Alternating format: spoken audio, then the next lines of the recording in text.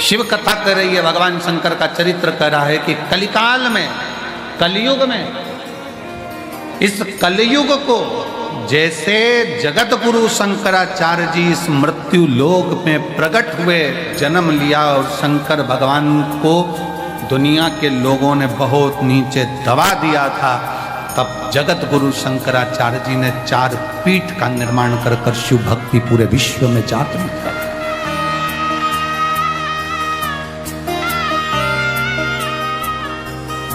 भारत जगत गुरु के पद पर जाकर विराजमान हो गया था। जगत गुरु शंकराचार्य जी के टाइम पर जगत गुरु के पद पर यह भारत विराजमान हुआ। पूरे विश्व में शिव शिव शिव शिव चारों तरफ होता था। और आज बाबा कुबेरेश्वर की कृपा से पूरे विश्व में शंकर की फिर वही लहर, शिव की एक स्तुति पूरे जीवन में आनंद देने वाली चाहिए। पूरा बच्चा बच्चा, छोटे से छोटा बच्चा शिव के मंदिर जा रहा है। जब छोटे से बच्चे के हाथ में जल का पात्र देखो, तुम्हारे घर के नजदीक में छोटे छोटे बच्चे शंकर के मंदिर में झाड़ू पोछा लगाते देखो, तो समझ लेना कि अब कलयुग नहीं शिव युग आ गया है। वापिस बदला,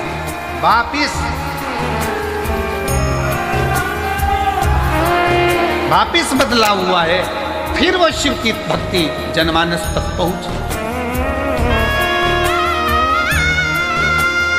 और बिना आडंबर के, ना कोई बेल है, ना कोई भभूति है, ना कोई नारियल है, ना कोई सामग्री है, केवल तुम्हारा चढ़ाया गया एक लोटा जल सारी समस्या का हल।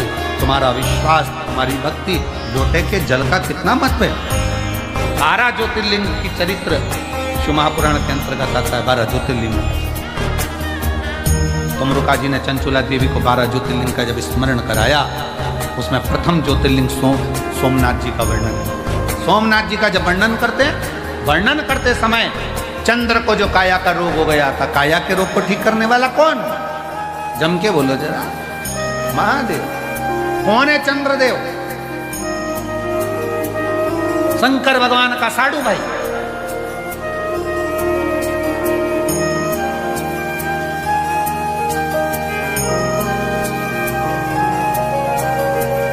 दक्ष प्रजापति की कई कन्याओं का विवाह चंद्रदेव के साथ हुआ था। शरीर में इतना बड़ा रोग हो गया कि काया टपक रही, गिर रही।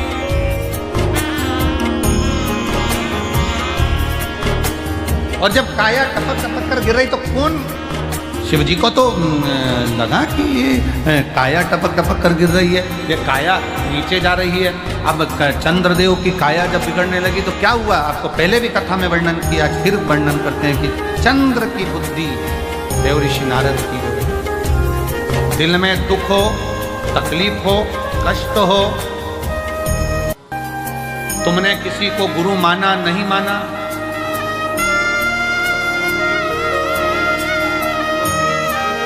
तुमने किसी को गुरु माना नहीं माना, ये तुम्हारे ऊपर निर्भर। और शिव महापुराण की कथा कहती है कि अगर शिव जी को जल चढ़ाते समय आपने शंकर को श्री शिवाय नमस्तुभ्यम भी कह दिया, तो समझ लेना कि शंकर ने तुमको गुरु मंत्र दे दिया, तुम शिव के हो गए, शिव तुम्हारा हो। आपने शंकर को श्री शिवाय नमस्तुभ्यम भी कह दिया, तो समझ लेना कि शंकर ने तुमको गुरु मंत्र दे दिया, तुम शिव के हो गए, शिव तुम्हारा हो।